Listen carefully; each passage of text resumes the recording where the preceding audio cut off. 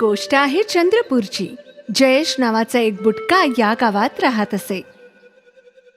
तो बघ तिकडे जयेश येतोय.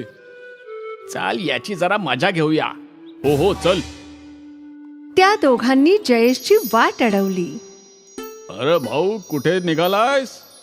जरा बाजूच्या गावात चाललोय. तिथे पोचेपर्यंत तर तुला संध्याकाळ होऊन जाईल ना. एवढा लहान लहान पावलांनी चालला सुद्धा वेळ लागतोच ना. तू एक काम कर, एक कुत्रा विकत घे. कुत्रा कशाला? हे बघ, तू घोड्यावर तर चढू शकत नाहीस. कुत्राच तुझ्यासाठी योग्य राहील. निदान त्याच्यावर स्वार होऊन तू वेगाने प्रवास तरी करू शकशील.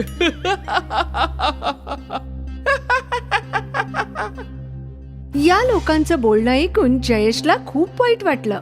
तो उदास होऊन चालू लागला. ते दोघं गावकरी त्याच्यावर हसतच होते. त्याच्या बुटकेपणावरून गावकरी नेहमीच त्याची थट्टा करत असे. जयेश जेव्हा कधी त्याच्यासाठी मुलगी पाहायला जात असे तेव्हा लोक त्याचा अपमान करत असत. आम्ही काय वेडे आहोत का जे या बुटक्याला आपली मुलगी द्यायला? निघतून. जयेशचं वय वाढत चाललं होतं, पण त्याला कोणीच मुलगी द्यायला तयार नव्हतं. मग एक दिवस जयेश भटजींसोबत लग्नासाठी मुलगी पाहायला शारदाच्या घरी आला. शारदाच्या आईने त्या दोघांचं स्वागत केलं.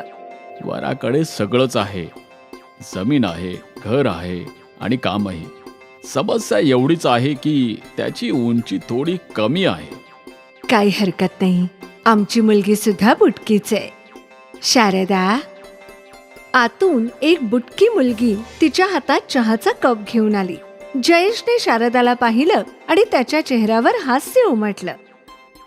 हे दोघे तर जणू एकमेकांसाठीच बनले आहेत. जयेश बाळा, तुला हे लग्न मान्य आहे का? हो. वा, ही तर खूपच आनंदाची गोष्ट आहे. शारदाच्या आईने सर्वांचं तोंड गोड केलं आणि जयेश आणि शारदाचं लग्न ठरलं. काही दिवसांनी जयेश आणि शारदाचं लग्न झालं. जयेश खूप आनंदात होता की शेवटी त्याचं लग्न झालंच. जयेश त्याच्या बायकोला त्याच्या घरी घेऊन आला. शारदाला जयेशचं घर खूप आवडलं. इथे सगळ्या गोष्टी छोट्या छोट्या आहेत. माझ्या घरात तर मला कामं करताना टेबलाची गरज पडायची, पण हे खूप छान आहे. चांगलं आहे. चला, कोणीतरी आहे ज्याला माझं बुटकं असणं खटकत नाहीये म्हणून. माझी खूप थट्टा गेलीये. माझ्या मैत्रिणी, गावकरी, नातेवाईक सगळे थट्टा करायचे, म्हणून मी घरातून बाहेर पडणंच सोडलं होतं. पण बरं झालं तुम्ही मला भेटलात. हा नियतीचा खेळ आहे शारदा. आपण एकमेकांसाठीच बनलो आहोत.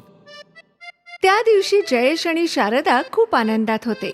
दुसऱ्या दिवशी जयेश शारदाला त्याचं शेत दाखवायला घेऊन जात होता. वाटेत गावकरी बुटका बुटकीची जोडी पाहून हसत होते.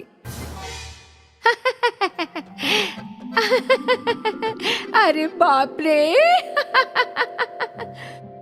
आधी गावकरी फक्त जयेशची थट्टा करायचे, आता तर ते त्याची बायको शारदाची पण थट्टा करू लागले. अरे रे रे रे रे रे, हे मी काय पाहतोय? निदान लग्न तरी एखाद्या उंच मुलीशी करायचं ना. आता तुमची मुलं सुद्धा तुमच्यासारखीच जन्माला येतील. बुटकी बुटकी. तुम्ही दोघं तर नवीन इतिहास रचणार आहात. बुटक्यांचा इतिहास. आता सुरू होईल बुटक्यांची पैदास. काही वर्षांनी चंद्रपूर या बुटक्यांसाठी प्रसिद्ध असेल. बाप बुटका, आई बुटकी आणि मुलं आणखीनच बुटकी. शारदाला हे सर्व अजिबात ऐकवत नव्हतं. चला इथून, चला. शारदा जयेशला घेऊन पुढे गेली. त्यांच्या शेतात जाऊन जयेश बसला आणि रडू लागला. कोणास ठाऊक आपली काय चूक आहे. अख्ख्या गावाला आपणच दिसतोय फक्त. हो ना, बुटकं असणं एखाद्या शापापेक्षा कमी नाही. उगाचच लोक आपली थट्टा करतात. आपल्याला नाही नाही ते बोलतात. आपण माणसं नाही आहोत का? आपल्याला वाईट वाटत नाही का? कधी कधी वाटतं की बुटकं राहण्यापेक्षा आपला जीव देऊन टाकायचा. हो ना.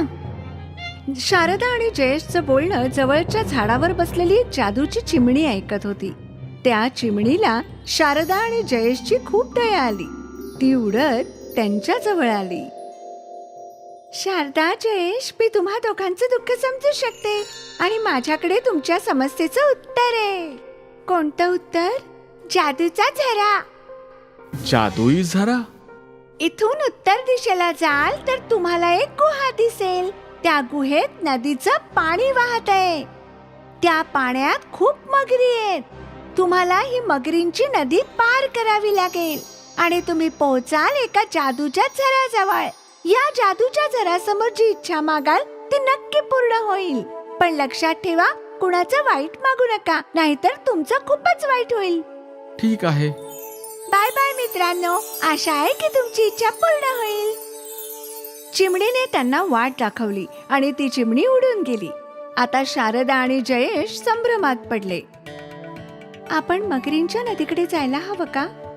नाहीतरी हे आयुष्य नरकापेक्षा कमी नाहीये. पहिल्यांदा एक मार्ग दिसतोय. हो, आणि आपण दोघं जर उंच झालो तर आपलं आयुष्यच बदलून जाईल. नक्कीच. दोघांनी ठरवलं की ते जादूच्या झऱ्याजवळ नक्की जाणार. दोघेही उत्तर दिशेला चालू लागले. गाव संपलं आणि जंगल सुरू झालं. पाहता पाहता रात्र झाली. आपल्याला अजून ती गुहा सापडली नाही. या जंगलात किती सामसूम आहे. जर आपली एखाद्या जंगली प्राण्याने शिकार केली तर? असं काही होणार नाही. आपण चांगल्या कार्याला निघतोय. मला खात्री आहे आपण आपली इच्छा पूर्ण करूनच येणार. खूप रात्र झाली होती. जयेश आणि शारदा एका झाडाखाली झोपून गेले. दुसऱ्या दिवशी त्यांनी त्यांचा पुढचा प्रवास चालू ठेवला. चालत चालत ते दोघं घनदाट जंगलात आले होते आणि मग जयेशचं लक्ष डोंगरावर गेलं. तो बघ, तिकडे एक डोंगर आहे. मला वाटते ती गुहा तिकडेच असणार. हो हो, चला. दोघं डोंगराकडे जाऊ लागले आणि त्यांना गुहा सापडली. न घाबरता त्या दोघांनी आत पाऊल ठेवलं. गुहेत गेल्याबरोबर त्यांना समोर एक नदी दिसली. त्या नदीत खूप मगरी सुद्धा होत्या. मगरींना पाहून शारदाला भीती वाटली. घाबरू नको शारदा, काही होणार नाही. जयेश शांतपणे तिथे उभा राहिला. काही वेळाने एक मगर जयेश आणि शारदाकडे येऊ लागला. कोण आहात तुम्ही आणि इथे का आला आहात? आम्ही जादूच्या झऱ्याला आमची इच्छा मागायला आलो आहोत. जादूच्या झऱ्यापर्यंत पोचणं एवढं सोपं नाहीये. माहित आहे, पण आम्ही दोघं तिथे पोचणारच. काय इच्छा आहे तुमची? मला आणि माझ्या बायकोला दोघांनाही उंच व्हायचं आहे. आयुष्यात आत्तापर्यंत सगळ्यांनी आमची थट्टा केली. कोणीही आम्हाला आनंदाने जगूच देत नाही. आता एकतर आम्ही उंच होऊ, नाहीतर आमचा जीवच देऊ. काही वेळाने एक मगर जयेश आणि शारदाकडे येऊ लागला. मगर जयेशचं बोलणं शांतपणे ऐकू लागला. त्याला कळलं की जगाने जयेशला खूप त्रास दिलाय. तो जयेशच्या जवळ आला. माझ्या पाठीवर बसा. मी तुम्हाला जादूच्या झऱ्यापर्यंत घेऊन जातो. धन्यवाद तुमचे, खूप खूप धन्यवाद. जयेश आणि शारदा मगरीच्या पाठीवर बसले आणि मग मगर त्यांना गुहेतल्या जादूच्या झऱ्याजवळ घेऊन गेला. जादूच्या झऱ्याचा उजेड संपूर्ण गुहेत पसरला होता. तुमची इच्छा मागा आणि या पाण्यात हात घाला. हे जादूच्या झऱ्या, मला आणि माझ्या बायकोला उंच कर, जेणेकरून भविष्यात आमची कोणी खिल्ली उडवू नये. जयेश असं बोलताच त्याचे आणि शारदाचे हात पाय उंच होऊ लागले आणि क्षणात ते दोघेही उंच आणि सुंदर झाले. देवारे, धन्यवाद. धन्यवाद जादूच्या झऱ्या. धन्यवाद माझ्या मगर भावा. तू आमची खूप खूप मदत केली आहेस. मगर त्यांना घेऊन पुन्हा गुहेच्या दारापर्यंत सोडायला आला. लक्षात ठेवा, या गुहेबद्दल किंवा जादूच्या झऱ्याबद्दल कोणालाच कळता कामा नये, कोणालाही नाही. हो नक्की. मगरीचे आभार मानून ते दोघेही तिथून निघाले आणि जेव्हा दोघे त्यांच्या गावी पोहोचले तेव्हा गावकऱ्यांचे डोळे विस्फारले गेले. हे कसं काय होऊ शकतं? बुटका जयेश उंच कसं काय होऊ शकतो? काय झालं बाबा? आज माझी वाट नाही अडवणार तुम्ही? या या या. जयेश त्या दोघांपेक्षाही उंच झाला होता. गावकरी अचंबित झाले होते आणि जयेश आणि शारदा आनंदात होते. मग कोणीच जयेश आणि शारदेची थट्टा केली नाही आणि त्यांचं आयुष्य सुखी झालं. जादूच्या झऱ्याने बुटक्या दाम्पत्याला उंच करून त्यांच्या सगळ्या समस्या सोडवून टाकल्या.